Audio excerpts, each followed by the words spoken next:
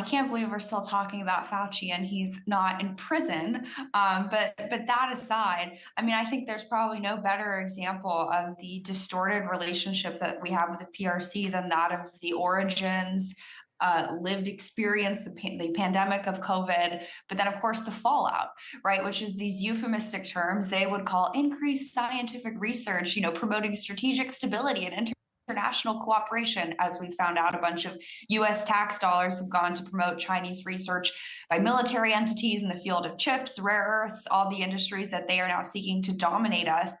But when push comes to shove, when there's actually a crisis, a flashpoint, what did China do?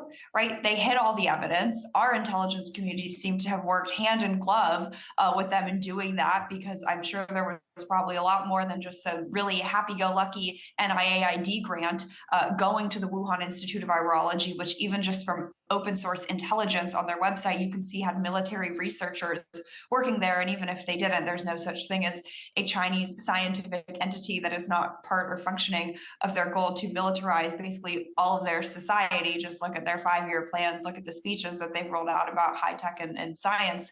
But that's the point. It's all smoke and mirrors. And you know it better than anyone, right, Steve, with the skinny deal phase 1, they don't follow through on any of their promises.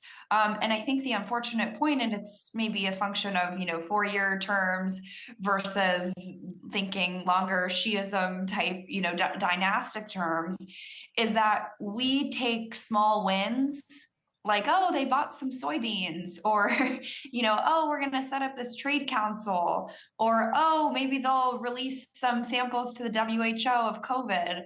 And China is running circles around us, controlling the actual systems and outputs in which these negotiations occur. We focus on, short-term victories. They focus on long-term reshuffling the map. They'll give a little bit, they'll buy some soybeans, whatever, $1 billion is nothing to them, in exchange for what seems to be a complete restructuring, at least rhetorically, of American policy on Taiwan, a complete opening up, whether it's the H200 chips or any of this stuff. I mean, I'm sorry, the fact that we're not even talking about reparations for COVID, but we're granting them now what can only be described as doing immeasurably more damage than gain of function research, which is these advanced chips that they would have to waste billions, if not trillions of dollars to develop domestically. I mean, at least try to make them steal the technology through IP theft, at least make them put a little effort in.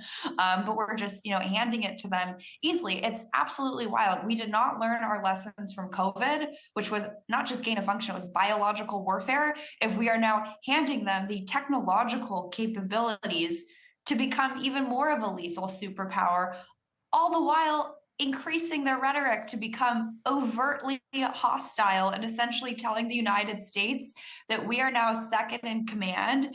Strategic stability is a complete, euphemism is too light a term. That's code for telling the United States China is in charge, Xi Jinping is in charge, and you're going to do what we say.